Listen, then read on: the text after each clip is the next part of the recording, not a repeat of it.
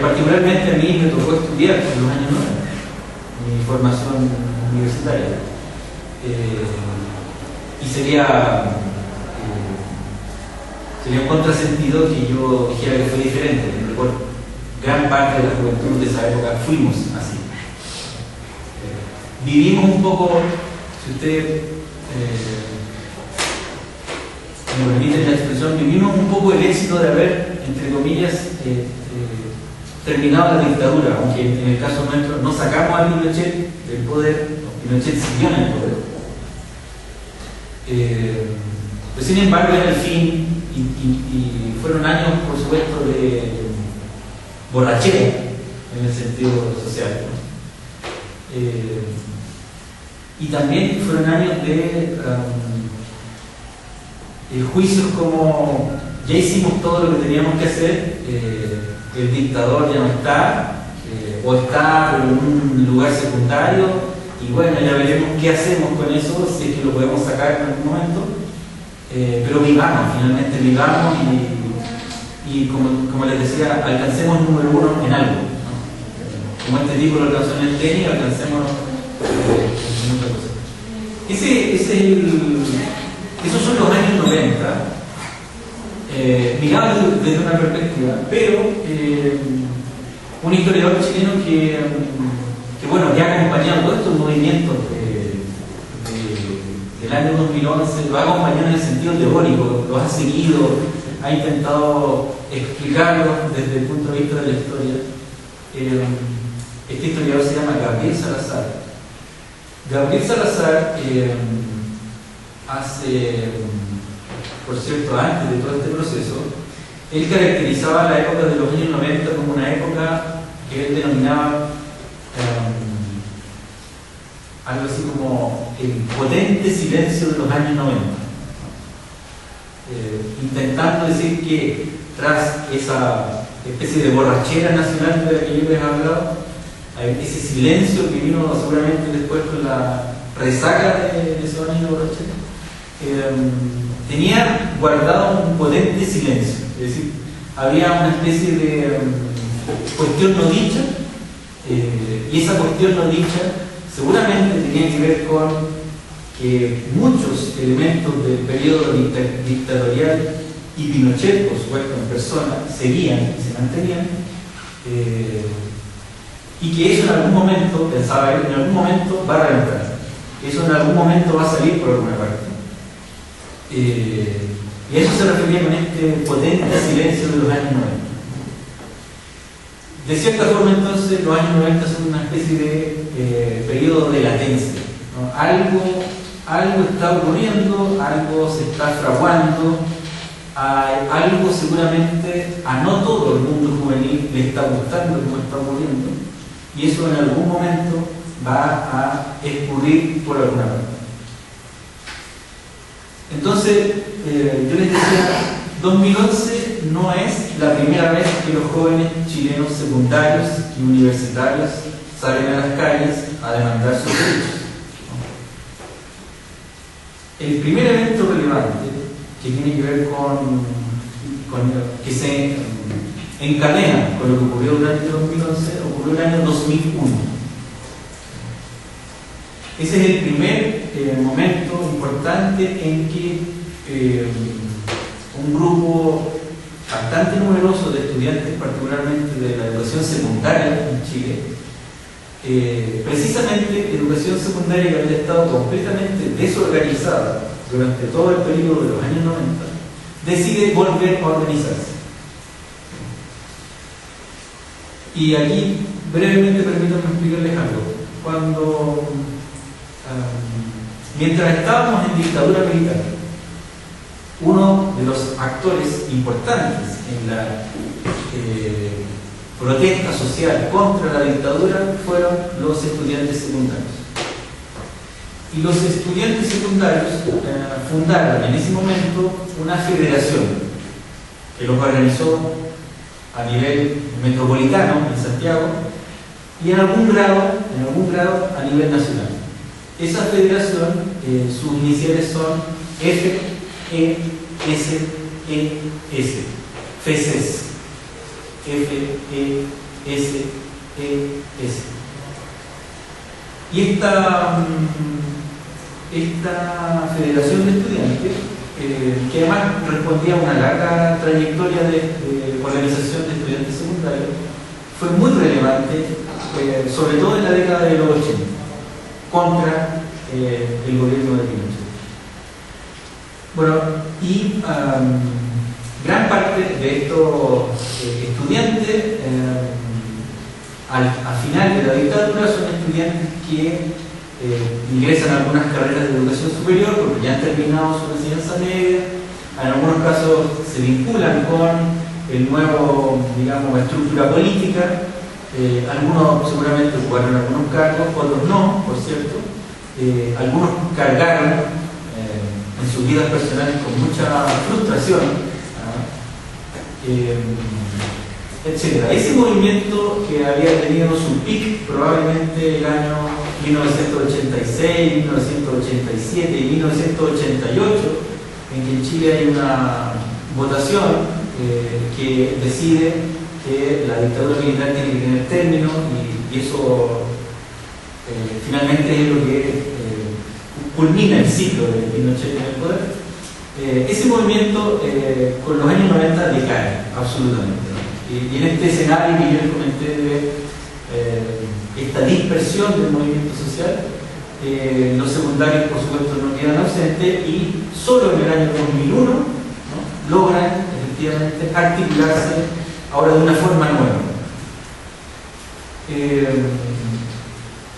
Conversábamos hace un ratito con Luis respecto de la facilidad con la que hoy día se puede tener acceso a información, por ejemplo, de un país. Y entonces, acordándome ahora de esto, les sugiero que si ustedes, por ejemplo, tienen interés en saber cómo era ese primer movimiento de los años 80 en el Chile de Pinochet, pueden acceder por YouTube, por ejemplo, a un documental muy bueno chileno que se llama Actores Secundarios. Ese documental narra un poco lo que fue la conformación de la organización del movimiento estudiantil durante el periodo de Pinochet, y esta idea de actores secundarios, ¿no? Intentando explicar que gran parte del movimiento estudiantil cumplió un rol, por cierto, más que secundario en la lucha contra la dictadura. Pero entonces, ese movimiento y esa organización que se llamaba FESES decae a principios de los 90. Finalmente todas las centros de estudiantes que estaban alojados en torno a esa federación se desligan, y ese movimiento finalmente desaparece, hasta que se reorganiza el año 2001. Bueno, y ahí probablemente lo importante es saber por qué se reorganiza. ¿Por qué, transcurridos 10 años de gobierno democrático, en este caso ya habían ocurrido 2 gobiernos, por qué transcurridos 10 años de esto, un primer gobierno de 4 años y un segundo gobierno de 6 años, todos de un partido que en ese momento era el partido mayoritario del país, que se llama Democracia Cristiana, que es un partido de centro-izquierda, de centro fundamentalmente, con inspiración cristiana, católica. En rigor es el partido de Angela Merkel en Alemania. Es ese tipo de partido, pero en Chile tiene una vertiente más de izquierda, por lo menos en las últimas décadas. Bueno, en 2001 ocurren varias cosas, ¿no? Ya han pasado 10 años desde que los partidos de la concertación democrática han asumido el poder, y han pasado 10 años en que una generación importante de jóvenes ha crecido, ya no en dictadura, sino en democracia. Y por lo tanto ha vivido lo que significa todo esto. Lo que significa seguramente escuchar al mundo adulto hablar de Pinochet, hasta cansarlo seguramente, pero además vivir en una sociedad que fue fundada por el gobierno militar. Y entonces aquí el tema más importante que la figura que yo tanto he mencionado del general ex dictador, lo importante es que la sociedad chilena había permanecido casi inalterable en términos de su estructura social y económica, ¿no?, de su organización política durante estos 10 años. Les voy a dar el ejemplo entonces de lo que corresponde con el ámbito educativo, para que digamos hablar de todos los planes sería realmente interminable, pero si solo me refiero a lo educativo, tal vez lo más importante es lo siguiente, y voy a explicarles un par de cosas que son bastante específicas, pero creo que son relevantes. En 1973 en Chile ocurre un golpe de Estado. Los militares, por cierto, no solos, sino que apoyados por grupos civiles y partidos políticos civiles de derecha, se toman el poder, ¿no?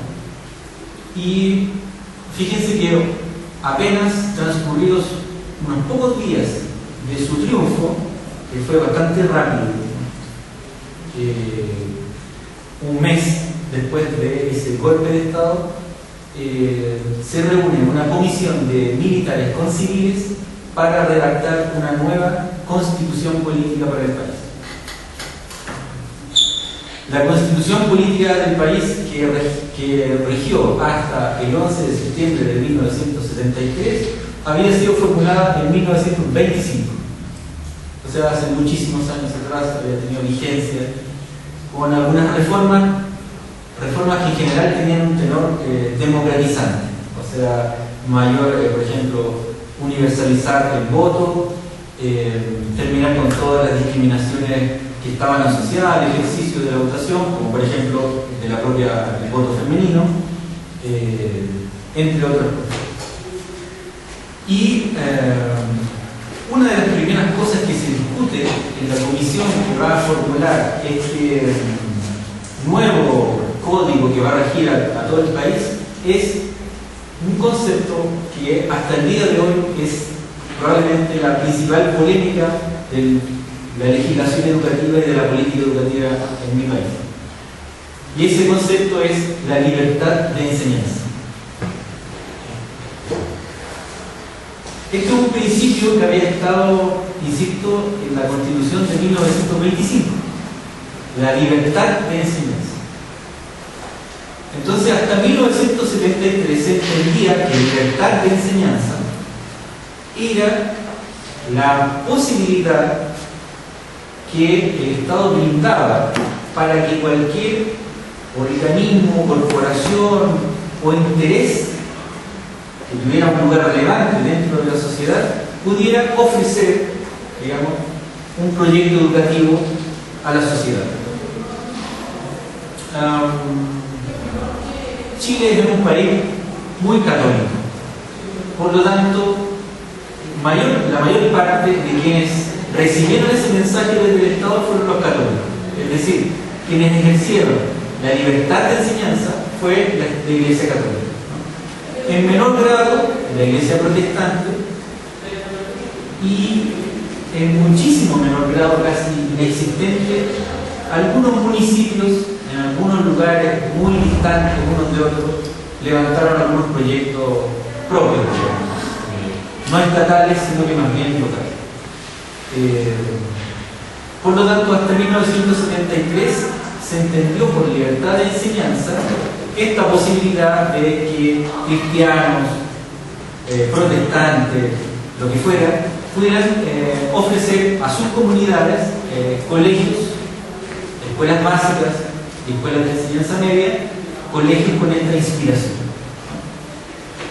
Pero hasta ese momento, gran parte, la mayor parte del sistema escolar público era de propiedad del Estado. Por lo tanto, el efecto de estas comunidades educativas católicas, cristianas, lo que fuera, era menor. Era menor porque el gran proveedor de educación hasta ese momento seguía siendo el Estado.